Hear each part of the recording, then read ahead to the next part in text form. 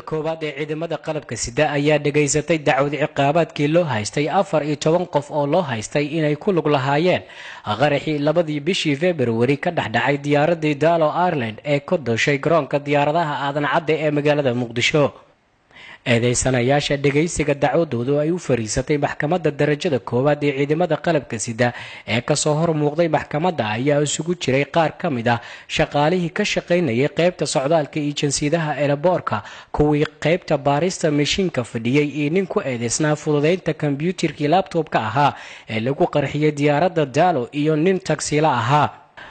gudoomiyaha maxkamadda darajada koowaad ee ciidamada qalabka sida gaashaanla dhexe xasan cali nuur shoote ayaa eedeysanayaashaasi loo haystay qaraxii diyaaradii Dalo Ireland ee dhacay labadii bishii February mid u dhageystay eedeymaha loo haystay, waxaana uu weydiiyey su'aalo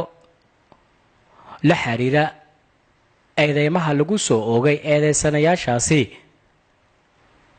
gudoomiye shoote ayaa ku dhawaaqay in maxkamaddu ay xiran tahay dibna loo dhigay dacwadda eedeysanayaashaasi,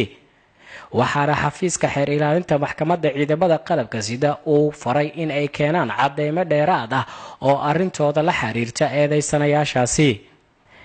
si kastaba ha ahaatee, tani markii uu dhacay qaraxii diyaaradii Dalo Ireland labadii bishii February ee sanadkan waxaa soconayay baaritaano la xiriira arrimahaasi, waxaana markii ugu horeysay maxkamadda darajada koowaad ee ciidamada qalabka sida ka soo hor muuqday 14 qof oo loo haysto inay ku lug lahaayeen qaraxii diyaaradii Dalo Ireland. Cabdicasiis Ibrahim Axmed, OK, TV Universal, magaalada Muqdisho.